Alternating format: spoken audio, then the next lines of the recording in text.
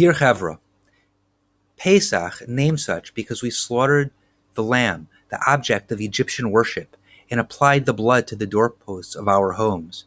And in that merit, Hashem skipped over Pesach, the doorposts of our ancestors, when he brought the final plague upon the Egyptian firstborn.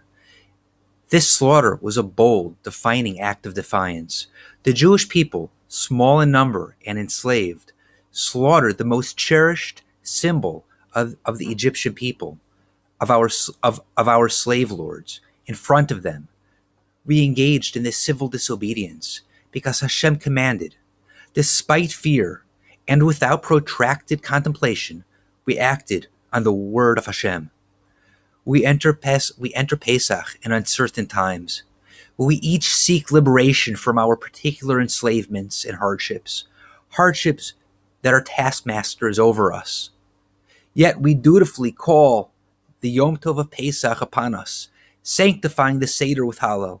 We leave our hardships at the door as we arouse ourselves to joy and sublime contemplation of the grandeur of Hashem and of the greatness of the miracles He bestows upon us, both then and now. Like slave drivers, our hardships demand our constant attention and involvement, and thought, speech, and deed. But on this night, we are free. We put aside our hardships. We dismiss our taskmasters. We enter into freedom. Grabbing freedom from slavery takes boldness and courage. It is with this courage and boldness that we liberate ourselves from everything mundane, giving ourselves and all that is ours entirely over to Hashem. Once, when visiting his Rebbe, Reb Elimelech of Lezhensk, Reb Moshe Leib of Sasav was asked to speak. He stated that we are to understand the word Pesach, doorpost, as poseach, to skip, to dance.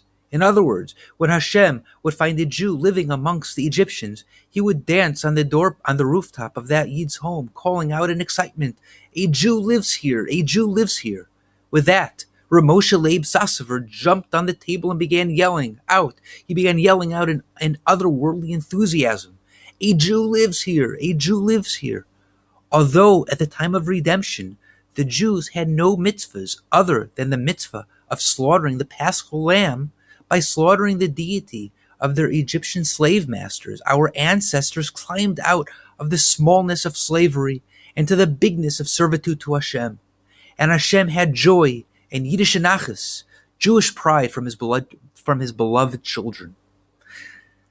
Chazal teach us that the word Mitzrayim is similar to the word Meitzar, narrowness. Focusing on our hardships keeps us limited to the scope and subject of our problems. Being big is focusing on Hashem. Do we focus on the smallness of our tsaris, of our hardships, or do we focus on the bigness of Hashem, and in so doing, become big? There is a principle of Eved Melech Melech. A servant of a king is also a king. Slavery is being a servant to our hardships. But on this night of Pesach, as we sit around the Seder table, we liberate ourselves by choosing to be servants of the King, as we also become kings. Turning away from hardships and towards Hashem, our ancestors boldly offered the Korban Pesach, the Paschal Lamb. On the seventh night of Pesach, they disregarded the apparent hardship of the vast, deep sea that lay before them. They walked. We walk. The sea split for them. The sea splits for us. May our joy increase over the 7 days of Pesach until, with great joy, we call out the verse, "Be not afraid. Stand firm and see Hashem's salvation that He will perform for you today.